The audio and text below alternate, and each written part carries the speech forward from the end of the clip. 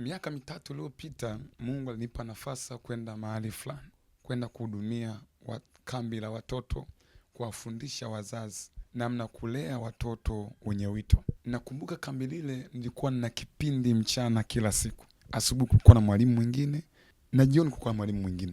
Siku moja mchungaji mwenyeji wa kanisa lile akanialika, akaniambia tunaomba mtumishi uwepo kwenye maombi ya jioni tunaoomba na watoto. Kwa hiyo siku hiyo nikaingia kwenye chumba cha maombi, watoto kwa wamekusanyika wote. Baada ya kumaliza mkutano, nikaingia pale tukaanza kuomba. Huku ninaomba, naendelea kuomba, Mungu akanifunulia kitu fulani. Mtoto mmoja alikuwa ni mdogo wa darasa la 3. Mungu akanionyesha mtoto yule ameshika mikoba, vitu vya kichawi mikononi mwake. Nikaanza kuomba, mtoto akaanguka chini, akaanza kugalagala kama nyoka. Ni mtoto ambaye yuko kila siku, anaendelea kwenye ibada kila siku, sababu ni kongamano kubwa la watoto wapo wengi kutoka mikoa mbalimbali na wazazi walikuwa wengi, na mimi nikuja kwa ajili ya wazazi. Baada ya kuona vile nikakumbuka na siku moja huku naombea binti fulani mwenye lika la kuelekea ukijana. Akaniambia, mtumishi, siku moja nilikupo njiani, nimetoka shule, nilipofika kwenye mti fulani nikakutana babu mmoja, nikamsalimia. Nilivyomsalimia tu yule mbabu, ghafla nikajiona tuko wawili.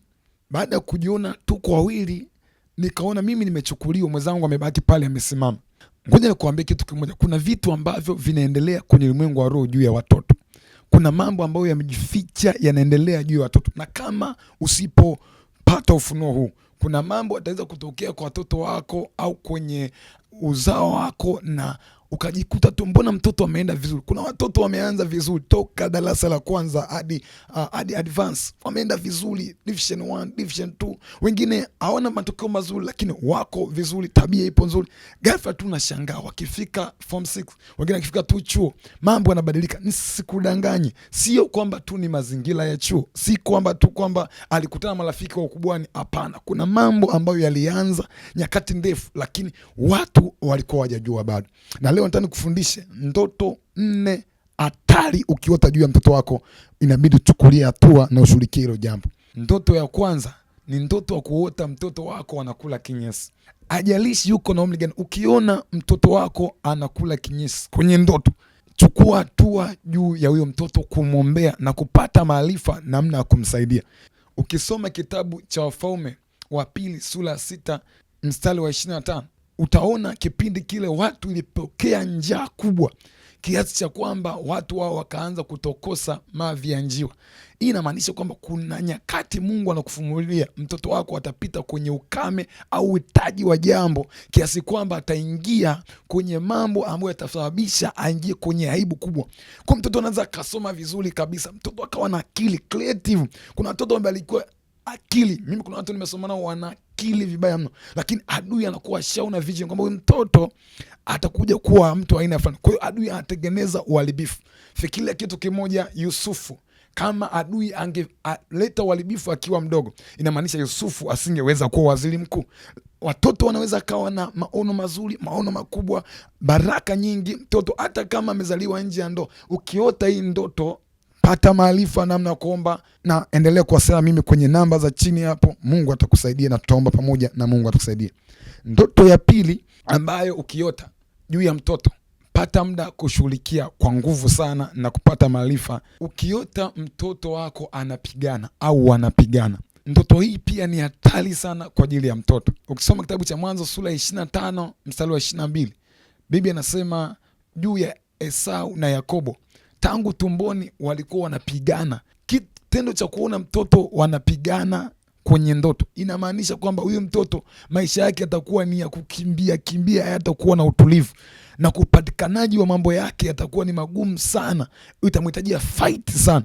Kwa wakati umepata muda wa kuona ndoto kama hii, pata nafasi, piga magoti yako, muombe Mungu kwa ajili ya mtoto wako, mwambie Mungu juu ya mtoto wako. Kuna watoto walisoma vizuri lakini walivyofika sekondari walikutana na watu ambao walikuwa wanaleta vita kwa. Unajua kuna watoto mimi nimekutana nao kwenye shughuli za kuhudumia watoto. Mtoto hataki shule kwa sababu kuna rafiki mmoja kila akienda shule ndo mtu ambaye yuko na mtu adui tu amemweka. Inamaanisha Mungu anakufunulia kwamba kuna mtu adui atamweka kwa ajili ya kumpinga, kila masane kupinga. Ni kweli kuna kupingwa kwa ajili ya hatima, lakini kuna adui huwa anapanda. Kwa hiyo msaidie mtoto akiwa mdogo kushinda vita ambayo hakutakiwa kuipigana akiwa mdogo. Sometime anaweza kaishindwa. Unajua ukisoma Biblia inasema bali wao wamngojeao Bwana watapata nguvu mpya, nao wataruka juu kama tai. Wakati ule wa kungoja ndio wakati ambao adui huwa anatumia ili kumshusha mtoto chini ya baraka na chini ya viwango ambavyo itakiwa kuenenda.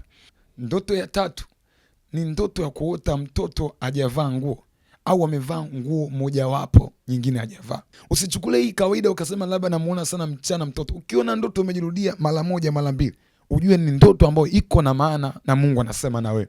Ndio maana Biblia inasema kwamba Mungu huongea na mtu mara ya kwanza, asipomuelewa ataongea naye mara ya pili. Imaanisha Mungu anaweka msisitizo wa jambo. Ukiota ndoto kama hii, tambua kwamba kuna kitu ambacho adui amekusudia kumuondolea heshima mtoto wako. Ndio maana kusoma kitabu cha Mwanzo sura ya 25 utaona Yusufu ndugu zake baada ya kumuuza walichukua nguo zake wakazichana kuzipaka damu ili kuondoa ule utambulisho ambao Mungu amemwekea. Kwa adui ili aondoe ile utambulisho au ile neema ambao Mungu amemwekea kama mwanaume, kama mwanamke, ile muondolee ile heshima ya kuwa dada, kuwa mke wa mtu. Watu wengi wamepoteza nafasi ya kuwa mume wa mtu au mke wa mtu, anaona tu maisha yake bora akae mwenyewe. Ni kwa sababu kuna nafasi ambayo adui alishachukua mapema. Sasa ukiota ndoto kama hii, msaidie mtoto wako kuomba akiwa mdogo. Mpeleke mtoto wako madhabahuni ili asaidiwe. Na wakati mwingine kuna magonjwa ambayo mtoto anaweza kaumwa ni kwa sababu ya ndoto hii. Ndoto hii inaonyesha kwamba kuna heshima. Mtoto akiwa anaumwa ugonjwa fulani, let's say ugonjwa wa kansa au asma au ugonjwa wa sickle cell, anazaliwa mtoto anapata ugonjwa au anapata tu ghafla ugonjwa akiwa na lika fulani, inamaanisha huo ugonjwa utamzuia yeye kuwa na nafasi ambayo Mungu amemwekea. Kuna watoto wana huduma nzuri. Unapoota mtoto wako nguo yake moja hana au ana nguo zote, tambua kuna aibu adui ameiandaa. Mtoto anaweza akaenda akamhubiri mzuri au msomi mzuri, ghafla anakuja kufa kwa magonjwa ya moyo. Inamaanisha ni uadui, shetani alitengeneza mapema. Kwa ukiota ndoto kama hii, msaidie mtoto wako na Mungu akusaidie kuomba. Piga magoti yako, mwambie Mungu juu ya mtoto wako kwenye ndoto kama hii. Ndoto ya 4 na ndoto ya mwisho ni kuota ndoto mtoto wako anatokwa damu kwenye ndoto.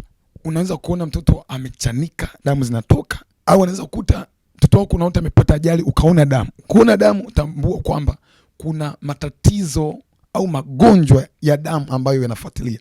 Magonjwa ya damu yamegawanyika sehemu kuu mbili. Gonjwa la damu la kwanza ni gonjwa la kulisi, malazi ya kulisi. Kuna koo ambazo zina matatizo ya magonjwa fulani. Kwa ukiota mtoto wako anatokwa na damu au na mtoto anatoka damu na uko na ujauzito, tambua mtoto wako kuna roho za madhabahu za kulisi zinamfuatilia, za magonjwa ya damu, magonjwa yanayofuatilia blood cycle. Kwa hiyo ukiota ndoto kama hii juu ya mtoto wako, pata muda kuombea na kumtenga na maagano na madhabahu. Lakini pia magonjwa haya ya damu huwa kuja kwa njia ya mazingira ya maisha yake. Kuna mtoto anaweza kuzaliwa hana matatizo fulani, labda ana HIV, ana magonjwa fulani ya damu, lakini Mungu anapokuonyesha jambo kama hili, inamaanisha Mungu anakupa picha kwamba adui tayari ameshachola mchoro. Unajua kuna michoro ya kichawi na kuna michoro ya kimungu. Biblia inasema hivi, Mungu ametuchola kwenye kiganja cha mikono yake, na adui hivyo hivyo huwa amemchola maisha ya mtu, akijua kwamba huyu mtu atakuja kuwa mtu aina fulani. Kwa shetani anachola huyu mtu akutana tatizo fulani. Ndio maana Samson Mungu amemchola kuwa mnadhili, lakini adui alivyogundua kwamba huyu Mungu amemchola kuwa mnazili, yeye akachola ili akutane na Delila ashindwe kuwa mnazili. Kwa adui inawezekana amechola huyu mtu aje kupata magonjwa ya damu.